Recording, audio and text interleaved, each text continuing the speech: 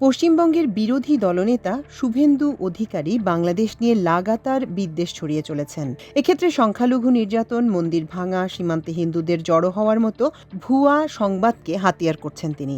দুই বাংলার মানুষের মধ্যে সৌহার্দ্যপূর্ণ সম্পর্কের পরিবর্তে শত্রুতা চাইছেন বিজেপির এই নেতা। ফ্যাসিস্ট শেখ হাসিনা পতনের পরপরই ঢাকা থেকে ৩ লাখ হাতে টানা রিকশা কলকাতা দখলের জন্য রওনা দিয়েছে এমন ভিত্তিহীন গুজবও রটিয়েছিলেন। তবে আশার কথা হলো, কলকাতা তথা পশ্চিম বাংলার নাগরিক সমাজ শুভেন্দু অধিকারীর অপপ্রচারের বিরুদ্ধে সোচ্চার হয়েছে।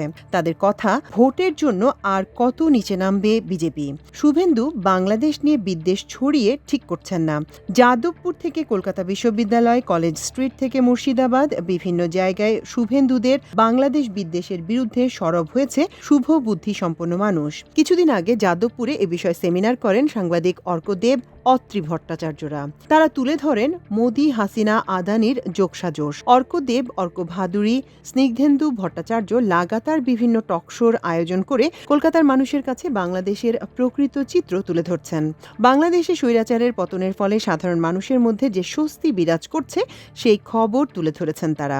তারপরও শুভেন্দুরা রাজনৈতিক ফায়দা লাভের আশায় বিদ্বেষ ছড়িয়ে চলেছেন। অবসরপ্রাপ্ত IAS ও সাবেক পার্লামেন্ট মেম্বার জহর সরকার এ প্রসঙ্গে বলেন, শুভেন্দু না করলে এসব আর কে করবে? ভোটের জন্যই করছেন। আমরা মানুষকে বোঝানোর চেষ্টা করছি, এই অংশ বরাবরই সাম্প্রদায়িক এবং দাঙ্গাবাজ। তাদের কথায় কান দেবেন না।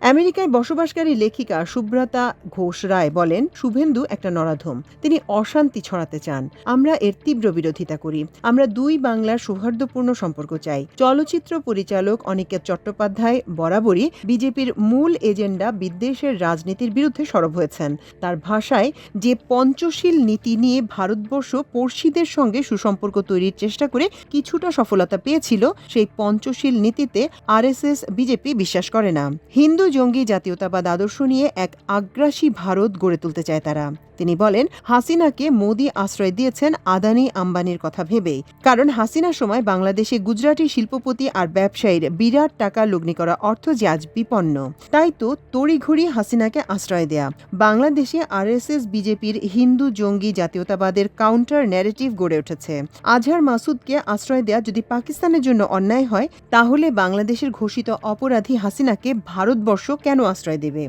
পরিচালক ও সাংবাদিক অনিকেত চট্টোপাধ্যায় এভাবেই বিজেপির স্বার্থান্বেষী ও বিদ্বেষের রাজনীতি সমালোচনা করেছেন। ডকুমেন্টারি পরিচালক সৌমিত্র ঘোষ দস্তিদার বলেন, বাংলাদেশ নিয়ে কলকাতার মানুষের মনে অযথা বিদ্বেষ তৈরির চেষ্টা চলছে। অথচ আমি বাংলাদেশ ঘুরে এলাম, সেখানে কাউকে পিটিয়ে হত্যা করা হচ্ছে না, যেটা ভারতে সর্বদা ঘটছে। একই মত বিশিষ্ট নাগরিক বুদ্ধিজীবী মানিক ফকিরের। ইতিমধ্যেই তিনি একাধিকবার বাংলাদেশ নিয়ে সভা সমাবেশ করেছেন সচেতনতা গড়ে তুলতে। তিনি বলেন, বিজেপি খেপে গেছে। শুভেন্দুরা ঢাকা নিয়ে যা বলছে তার সবই নির্জলা মিথ্যা। আগামী বছর এখানে বিধানসভা নির্বাচন। তার আগে বাংলাদেশকে সামনে রেখে মেরুকরণের চেষ্টা। নানা তর্জন গর্জন, ফেক নিউজের রমরমা দেখা যাবে গদি মিডিয়ার রিপাবলিকে। এদের হাঁড়ি হাটে ভেঙে দিতে হবে।